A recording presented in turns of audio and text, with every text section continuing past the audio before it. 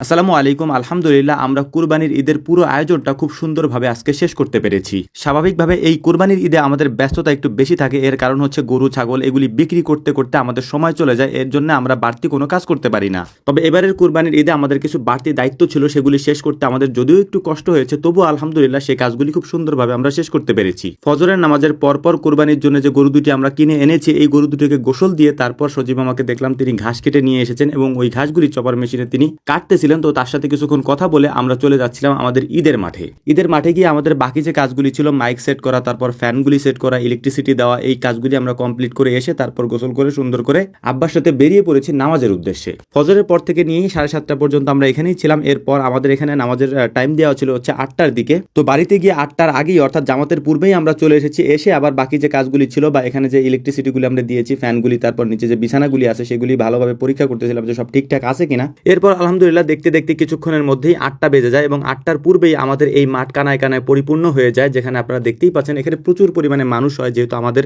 এই একটাই মাত্র ঈদগাহ এবং এখানেই আমরা সবাই মিলে একসাথে সালাত আদায় করার চেষ্টা করি। আলহামদুলিল্লাহ এই ঈদগাহের ভিতরে যেহেতু পরিপূর্ণ হয়ে যায় মানুষের, এই জন্য বাইরে সালাত আদায় করার জন্য আমরা একটা ব্যবস্থা করে রেখেছিলাম, যদি বাইরে একটা কাতার দেওয়া যায় সেখানে আমরা বিছানা তৈরি করে রেখেছিলাম আগে থেকেই, যাতে করে আরো লোকজন যদি আসে তাদের নামাজ পড়তে কষ্ট না হয়। নামাজের পরে আমাদের ঈদগাহের জন্য আরো বেশ কিছু উন্নয়নমূলক কাজের জন্য আমরা প্ল্যান করে রেখেছি। আলহামদুলিল্লাহ সেগুলি সম্পর্কে সবাইকে অবগত করা হয়েছে এবং সবাই আমাদেরকে পরামর্শ দিয়েছেন। সেই পরামর্শগুলো সুন্দরভাবে আমরা পর্যবেক্ষণ করে আগামীতে এটাকে আরো সুন্দরভাবে করার চেষ্টা করবো ইনশাআল্লাহ। তবু এটাকে আরো সুন্দরভাবে আমরা করতে পারতাম যদি আমাদের ব্যস্ততা এই সময় একটু কম থাকতো, যেহেতু কোরবানির ঈদ, এই সময় আমাদের খামারের ব্যস্ততা বেশি থাকে, বেচাকেনা থাকে, যে কারণেই আমরা এটাকে আরো সুন্দরভাবে করতে পারিনি। তবে আগামীতে আরো সুন্দরভাবে এটাকে আমরা করার চেষ্টা করবো ইনশাআল্লাহ। তো আলহামদুলিল্লাহ নামাজ শেষে সবার সাথে কুশল বিনিময় করে আমরা এখান থেকে বেরিয়ে যাচ্ছিলাম এখন। এর কারণ হচ্ছে যে আমাদেরকে কোরবানি করতে হবে এবং কোরবানির গরুগুলোকে বের করে নিয়ে আসতে হবে কোরবানি করার জন্য। সময় খুবই অল্প, বাকি সময়ের মধ্যে আমাদের কোরবানির কাজগুলি কমপ্লিট করতে হবে। আলহামদুলিল্লাহ সব থেকে ভালো একটা বিষয় ছিল যে আজকে বৃষ্টি হয়নি এবং এই সুন্দর আবহাওয়ার মধ্যে আমরা কাজগুলি খুব সুন্দরভাবে শেষ করতে পেরেছি।